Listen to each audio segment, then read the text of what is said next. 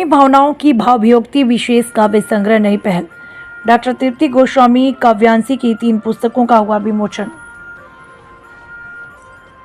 जोधपुर नगर की सुविख्यात साहित्यकार डॉक्टर तृप्ति गोस्वामी काव्यांशी की 3 पुस्तकों का विमोचन कार्यक्रम नगर के अनेक वरिष्ठ महिला रचनाकारों की मेजबानी में उनके एयरफोर्स क्षेत्र के अरविंद नगर स्थित निज निवास गोस्वामी सदन में आयोजित हुआ।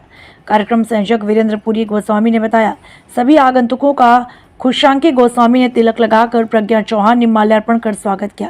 डॉक्टर तृप्ति गोस्वामी ने सभी आगंतुकों को पर्यावरण संरक्षण के उद्देश्य से पौधे युक्त गमले भेंट किए। सभी आगंतुकों ने डॉक्टर तृप्ति गोस्वामी का माल्यार्पण कर सम्मान किया। अतिथियों द्वारा सरस्वती पूजन से कार्यक्रम प्रारंभ हुआ। इस अवसर पर देवास की कवियत्री आरती अक्षय गोस्वामी ने वीररस की रचना का पाठ किया।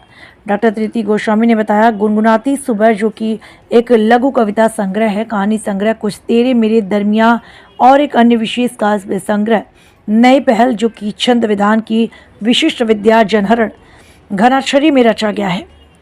विमोचन के पश्चात पुस्तकों पर चर्चा और गीत व काव्य पाठ का सत्र चला, जिसमें तमाम लोग मौजूद रहे। लिया जन्म जिस वसुधा पर उसका सम्मान होना चाहिए। बलिदानी परिपाटी पर युवा पीढ़ी को अभिमान होना चाहिए। बलिदानी परिपाटी पर युवा पीढ़ी को अभिमान होना चाहिए। और हो कोई भी भाषा भाषी धर्म जाति पंथ के तुम, हो कोई भी भाषा भाषी धर्म जाति पंथ के तुम, दिल में तुम्हारे केवल और केवल हिंदुस्तान होना चाहिए। दिल में तुम्हारे केवल और केवल हिंदुस्तान। आज तृप्ति काव्यांशी की 3 किताबों का विमोचन हुआ। मैं इनकी जो कहानी की किताब है उस पर मैं थोड़ी सी बात आपसे करूँगी। इसका शीर्षक है कुछ तेरे मेरे दरमिया। ये काव्यांशी का पहला कहानी संग्रह है। इसके पूर्व भी आपकी कविता संग्रह आ चुके हैं और कुछ बाल साहित्य भी आप रचती हैं। तो संग्रह कुछ तेरे मेरे दरमिया में 16 कहानियाँ हैं और इन कहानियों की तान कहीं न कहीं आपसी संबंधों पर, रिश्तों पर आकर टूटती है।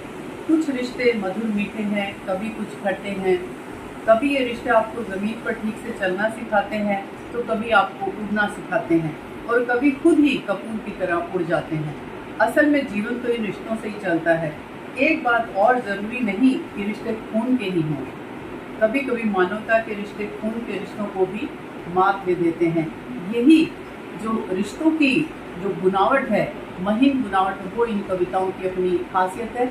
और इनकी कविताओं की एक और खास बात ये है कि इन्होंने नाम, युवाओं के नाम बड़े खूबसूरत इनमें दिए हैं।